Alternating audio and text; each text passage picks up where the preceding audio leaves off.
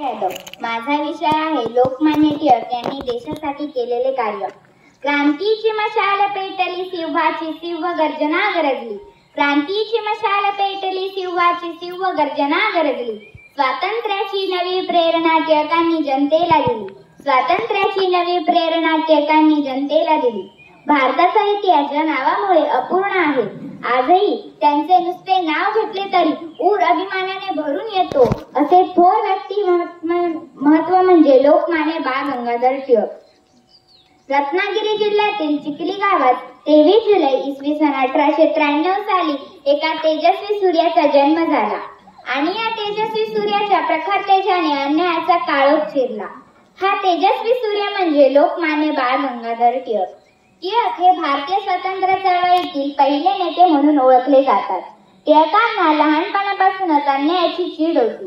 लोकमान्य टिळक स्वराज्याचे पहिले व प्रबळ पुरस्कर्ते होते।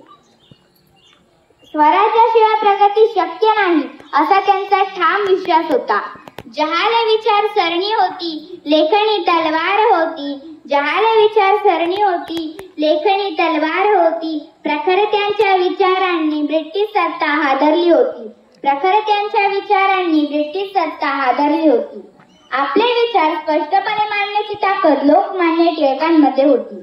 ते आपल्या लेखणीतून ब्रिटिश सरकार विरोधी टीका करत, जळजळीत लेख लिहित असत। त्यामुळे ब्रिटिश अधिकाऱ्यांनी त्यांना भारतीय असंतोषाचे जनक असे म्हटले आहे।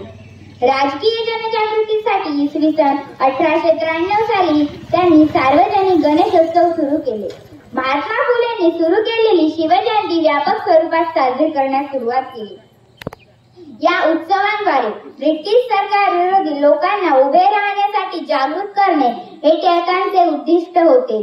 समोर अंधार असला तरी त्या पलीकडे उजेड आहे हे लक्षात ठेवा असे टिळकांनी जनतेला सांगितले। आयुष्यात काही कमवायचे असेल तर किती केंद्रित असायला हवे हे टिळकांच्या विचारांवरून समजते। लोकमान्य झालात तुम्ही भूत भविष्य आणि वर्तमानी, लोकमान्य झालात तुम्ही भूत भविष्य आणि वर्तमानी। तुमच्या देशप्रेमाच्या गोष्टी आजही इतिहासाच्या पानोपानी, तुमच्या देशप्रेमाच्या गोष्टी आजही इतिहासाच्या पानोपानी। स्वराज्य हा माझा जन्मसिद्ध हक्क आहे आणि तो मी मिळवणारच या वाक्याने इतरांना देशासाठी झटायला लावणारे टिळक आजही त्यांच्या विचारांनी आपल्याला जगण्याची प्रेरणा व बळ देतात। लोकांमध्ये त्यांची प्रचंड लोकप्रियता आणि प्रभाव यामुळे महाराष्ट्रातील जनतेने त्यांना लोकमान्य ही पदवी दिली। लोकमान्य म्हणजे काय? लोकांनी स्वीकारलेले। बाळ गंगाधर टिळकांचे नेतृत्व सर्व लोकांनी मान्य केले होते, स्वीकारले होते।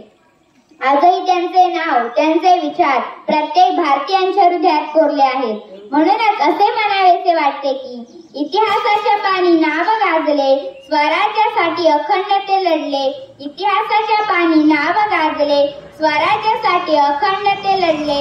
आजन्म वाहिला देशसेवेला, आजन्म वाहिला देशसेवेला, वंदन टिळकांच्या त्या देशकार्याला, वंदन टिळकांच्या त्या देशकार्याला, वंदन टिळकांच्या त्या देशकार्याला। धन्यवाद।